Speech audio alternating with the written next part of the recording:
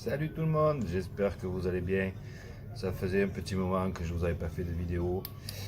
Comme par habitude, à cette époque de l'année, je passe un petit peu de temps au magasin Pêche Attitude où je me permets de vous donner mes conseils si vous en avez besoin. Et par cette occasion, je reprends un petit peu ces vidéos. Et là, en ce moment, la question qui revient souvent, hein, on pêche beaucoup le cendre en vertical notamment, sur des eaux un petit peu mâchées, pendant les crues, même si il faudrait pas trop y aller. Et tout ça pour dire que la question qui revient souvent, c'est quelle leurre il faut en ce moment, quelle est la couleur, quel est le leurre incontournable. Il n'y en a pas. Incontournable, il n'y en a pas. Déjà, il faut que vous y croyez. Mais par contre, on peut donner les bases. C'est-à-dire qu'il y a quelques temps de ça, je vous ai donné mon avis, peut-être pas le bon, hein. Euh, Comme quoi, sur un leurre jaune fluo ou orange fluo, il ne va pas y avoir une grosse différence. Mais par contre, entre un leurre blanc et un leurre noir, forcément il y a une différence. Il faut savoir que les poissons ne perçoivent pas du tout les couleurs comme nous. C'est-à-dire que nous, on a, je crois, 4 récepteurs couleurs. Et avec ces 4 récepteurs couleurs, on arrive à avoir, en mélangeant, un panel de couleurs assez varié. Voilà. Sur les poissons, eux, ils n'ont que 2 récepteurs. C'est donc monochromique. Donc ils vont surtout voir des nuances de lumière. Et la lumière, un des facteurs importants de la lumière, c'est les rayons UV qu'envoie notre ami le soleil. Alors ces UV vont plus ou moins traverser l'eau. Si elle est trouble, par exemple, ça passe moins que si elle est claire. Pareil, si on pêche très profond, les rayons, plus on va profond, plus ils ont de mal à traverser. Et forcément, ces rayons-là vont se refléter sur les proies, donc les petits poissons qui sont d'une couleur souvent argentée et que du coup agissent comme un miroir, renvoient ces nuances, ces rayons, on va dire ça, ces UV. Et c'est ça que les carnassiers perçoivent. Si en plus, on est sur de l'eau trouble, ils vont beaucoup moins se servir de leur vue, mais plus de leur sens. Donc, s'ils aperçoivent un flash plus une vibration qui leur convient, ils tapent dedans. Donc, pour dire quoi, on a des petites lampes comme ça, là, qui envoient des rayons UV. Alors, ça peut être très intéressant quand vous allez dans votre magasin, faire un petit tour sur les leurres avec ça. Alors, en revenant sur ces UV et sur les couleurs des leurres, pourquoi on a des leurres vert fluo? C'est pas pour imiter un poisson vert fluo qui existe dans l'eau. Sinon, on pêche les Caraïbes. Ouais. Mais par contre, on sait très bien que ces couleurs-là renvoient beaucoup d'UV. Alors, qu'est-ce que ça veut dire? Ça veut dire que entre un leurre fluo et un leurre un peu naturel, on va avoir une différence de renvoi des UV. On voit bien que le Fire Tiger, cette couleur-là, là, ici, envoie beaucoup plus d'UV que celui à côté.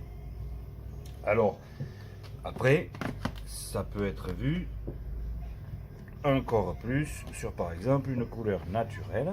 Donc là, on a une couleur naturelle, un cupadler en 10 cm, couleur très naturelle, hein, un petit peu nacrée, d'accord. Et là, on va bien voir, ici, je renvoie beaucoup, on voit bien que ça réfléchit, que là, il se passe quasiment rien. Donc, ce leurre-là va être mieux perçu niveau visuel quand l'eau est trouble ou profonde. Voilà, déjà, ça donne une base. Celui-là va être plus visible que ça. Ça ne veut pas dire qu'il y a des moments où ils ne veulent pas être visibles, ils veulent que de la vibration. Mais voilà, ça fait une base. On commence peut-être avec ça. Bon. Après, là où ils ont été très forts, Quantum, c'est que souvent, ce leurre-là, là, il envoie des UV. Mais si on l'utilise en eau claire, je ne veux pas dire qu'on ne fait pas de touche. Mais on va déclencher beaucoup moins d'attaques. Et là où eux, ils ont été très forts, là je vais en mettre 3 pour vous montrer. Donc toujours mon Fire Tiger, ma couleur naturelle. Et je vais rajouter une couleur que moi je trouve extraordinaire chez Quantum, c'est celle-ci. D'accord? Donc c'est une couleur qui reste naturelle, hein. C'est un marron cuivré, couleur carpe, d'accord? Qui peut pêcher donc en eau claire, hein. mais qui par contre envoie, je vais essayer de le mettre comme vous puissiez le voir, envoie énormément d'UV comparé à celui qui est à côté qui ne bouge pas. On voit bien que, hop, je vais essayer de mettre comme ça, on voit bien que là-dessus, on a vraiment les UV qui envoient. Donc moi, ça, c'est une couleur que je vais utiliser beaucoup plus souvent que les deux autres.